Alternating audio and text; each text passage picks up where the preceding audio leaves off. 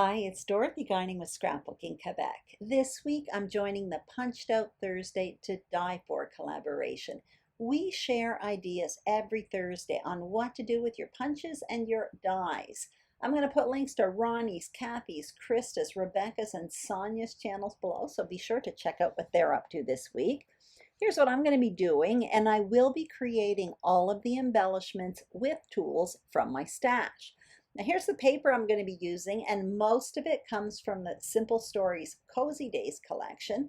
And here are the tools that I'm going to be using. Now, what I want to point out is that you don't need any of these tools, and I'll explain that more throughout the process. They can all be substituted. I will put a list of everything I'm using, however, in the description box below in case you're interested. So here's what I have on my desk. I prepared a frame style foundation with 2 sheets of paper in advance, and I gutted one of them. And there's a tutorial on my channel where I explain how to do that, so that will be listed below. I double matted one photo. I'm showing you the paper that I have on my desk. I also have a handful of embellishments from different Simple Stories collections for my title, and those tags there are actually part of a cut apart sheet from the Simple Stories Cozy Days collection. So the first thing I'm going to do now is get out my Creative Memories Border Maker system, and I'm using one cartridge. You're going to see it in a minute. It's the Scalloped cartridge. It actually came with this system when I bought it many years ago. So what I'm going to do is cut 5 strips of paper with this, 5 borders, in 3 different printed papers.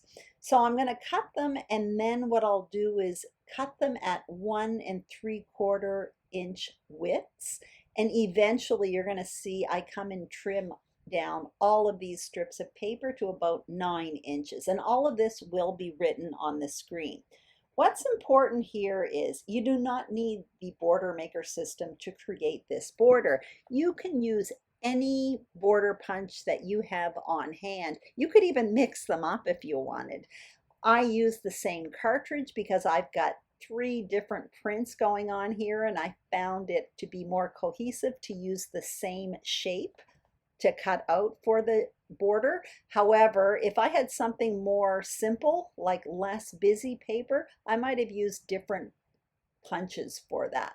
Anyway, now what you see me doing is taking these strips that I just cut down all into 9-inch lengths, and I kind of staggered them up and down to create a border. I just placed them there, and now I'm adding yet again a 3rd photo mat to this photo, and this one measures 6 by 6, and now I'm getting out those tags. So the tags are going to kind of come out to the right, and it's almost going to be evolving into an L design page because I have that strong vertical border with those border strips that I cut out, and then I'm going to be building out on a horizontal border with my embellishments.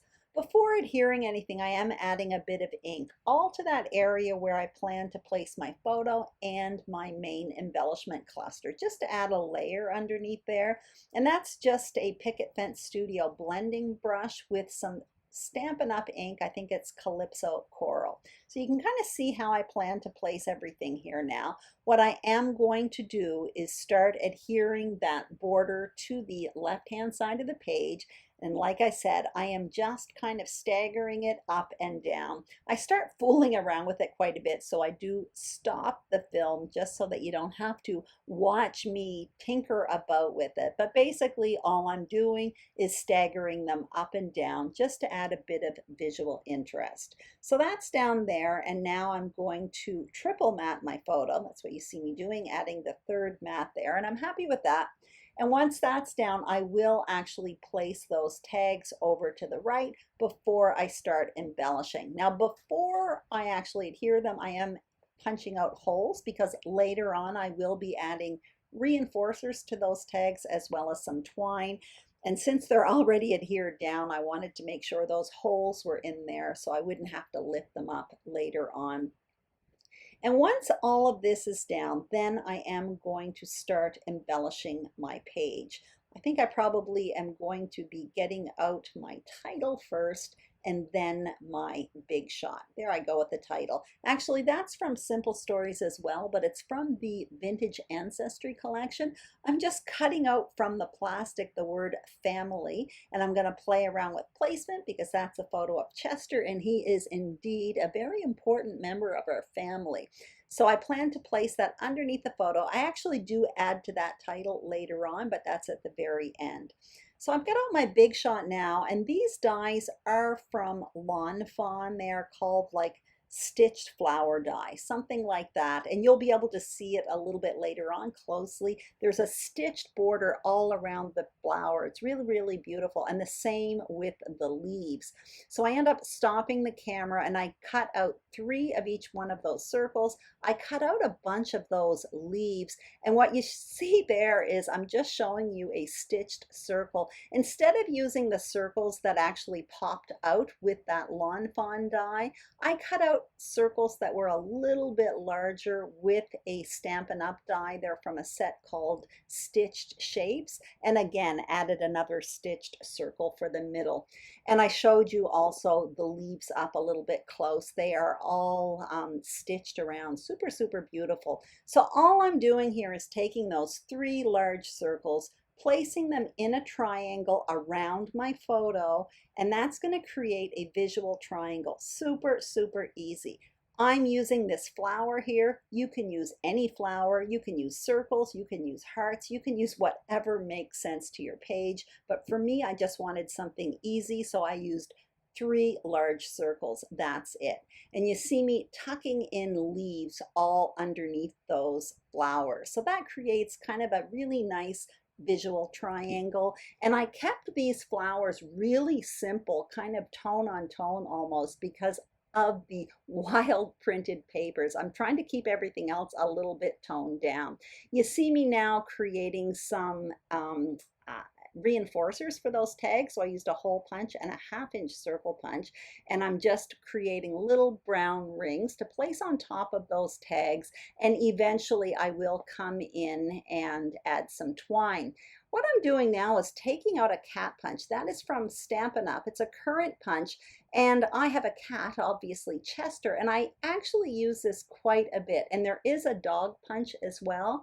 I just find it's a great way to take any product and turn it into a pet themed page. So you can see here I have flowers and everything's kind of general, but I'm just going to pop one cat in here just so that it goes with my theme. And like I said, there's a dog punch, the very kind of same type of punch, and it's really, really beautiful. If you have a pet, it may be of interest to you.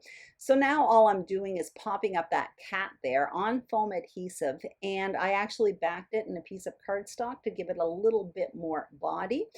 I want to add some twine to those tags, but there was a knot in my twine. So now what you see me doing is actually adding some more foam adhesive. I'm taking those leaves that are all around those clusters, and I'm just popping up the end with a bit of foam adhesive to add some texture and dimension in each one of those embellishment clusters. And now, of course, I'm coming in with that twine. I made myself a few bows.